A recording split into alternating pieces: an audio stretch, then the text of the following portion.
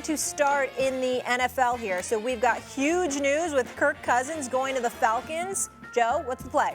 All right, Mad Dog, this is for you. You spent a lot of money on that vacation. We got to fill that bank account back up. Big payday here. Drake London, Falcon wide receiver, offensive player of the year next season, 75-1. Look at what Kirk Cousins did for Stephon Diggs when he arrived in Minnesota back in 2018. 54 additional targets, 38 additional receptions from 2017 to 2018. Cousins knows how to get the ball to his top guys. Now look at London last year. He had a pretty solid season. 69 receptions, 905 yards. That's with no quarterback. They had no quarterback in Atlanta. They're going to win a lot of games. They were very run-heavy last year, 4th in the NFL in rushing attempts per game. That number is going to change. London's going to get a lot of action, 75-1. I like the creativity of the bet, Joe, but I don't like it because with Pitts there and Mooney and Robinson out of the backfield, he spread it around too much. And so as a result, London, who is not just a Jefferson, will not shine above the other three. It's sort of an aggregate offense, not a superstar offense. Diggs and Jefferson are superstars, but I like the theory, Joe. I like the theory. All right, Molly, what's wrong with this guy? What's wrong with this guy? He's turning down money. Bring back Stephen A. Oh, all right. It's championship week. Let's talk some college hoops, Joe. Florida State faces North Carolina, ACC tournament. That's right after First Take here. What's the move here? Seminoles plus the points. We'll take the 10.5. These two have met 2 times this season. UNC's beaten them both times, but they beat them by 8 and they beat them by 7. Okay, they haven't beaten them by double digits. In those 2 games, UNC shot 36 additional free throws. 36. Now, based on the way UNC plays, they're going to get more free throws than the opposition, but that's a monster number right there. Tar Heels are a little overvalued off that Saturday win over Duke. Beat them twice this season. Now everyone's talking about them. That's built into the line. Florida State wins by 10 yesterday against Virginia Tech. They shot 23% from deep. That number will be better here. We'll keep it inside the 10.5, Dog.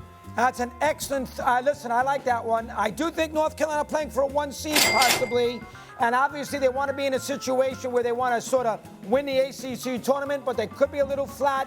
12:05 game coming off the Saturday game at Duke. Florida State a little momentum. I didn't realize the 2 scores prior. Joe's using his noodle. You can see why he's a professional.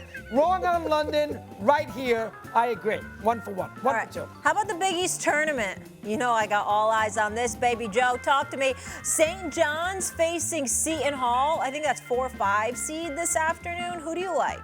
This might be the best one of the day. Dog, Rick Pitino, your boy. We're going to lay the 3.5. We're backing him here. We're taking St. John's. Go back to February 18th. St. John's blows a 19-point lead against this same Seton Hall team. Pitino destroys his team after the game. Everybody wonders what's going to happen. I'll tell you what's going to happen. 5 straight wins by an average of 14 points per game. They beat Creighton in there. They have turned the corner completely. They have lost this Seton Hall team twice this season. This is a monster payback spot. We're laying the 3.5 with St. John's. Remember the 5-game winning streak. There's a lot of Georgetowns in there. There's a lot of Butlers in there. And there's a lot of DePauls in there. It's a little overrated. And one thing, Joe, you know better than anybody, Holloway and Seton Hall, they love to play the underdog. And they are the underdog in New York. They would love nothing better to knock Pitino into the offseason. I'm going to take the 3.5. I'll take Seton Hall in the money line. I'll take the Pirates at 2:30 against the Johnnies. Number 4. Number 4. Finally, my Yukon Huskies face Xavier at noon. Joe, I want to know what you have on Yukon, and I want to know if you have Yukon repeating as well. Okay. So I'm going to start with this. Molly, I love you. You're my absolute favorite. You're fantastic at what you do. Yukon's a beast. They're going to win this game. I just don't like them to win by 15.5. That's all. I don't like them to win. I would take the points here. Go back to when these two played each other at Yukon late January. That spread was 11. It was a home game for Yukon. Spread was 11. Now we're on a neutral site. Neutral site situation. The spread's 15.5. I see value there. Xavier played last night. They beat Butler. They worked some of the rust off. Yukon hasn't played since the weekend. Maybe we get a slow start from Yukon here. Slow tempo team. Remember, Molly, you know, we talked last year. I had Yukon winning it all. Yeah. Love your Huskies. Not against them in any way. Just don't think they win by 16 here, dog.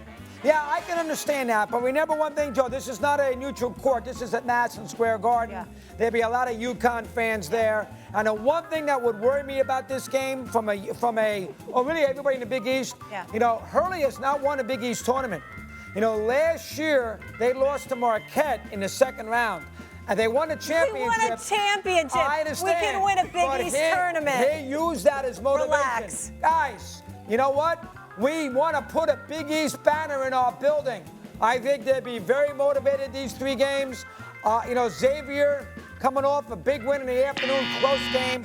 I'll give up the 16.5, make you happy. Okay. I'll take the Huskies. Joe, I know this isn't part of the script, but calling an audible. Do you like Yukon to win it all? I think it's priced accurately right now, but I think playing them to get to the Final Four, that's a good price. They check all the boxes. You always want to look for teams that have a very good defense, and when you combine offensive and defensive efficiency, it's inside of 50, that combined number. That's the pedigree of a champion. Yukon had that last year. Yukon had it this year. Wouldn't be surprised if they make a deep run. They're a very good team. What's your team you're high on? Tennessee, Joe. They play good defense, and they got a guy who can score. What's the plus on them to win it all? Do you know? Rick Barnes in March, dog. I know. He's due. What's the money line?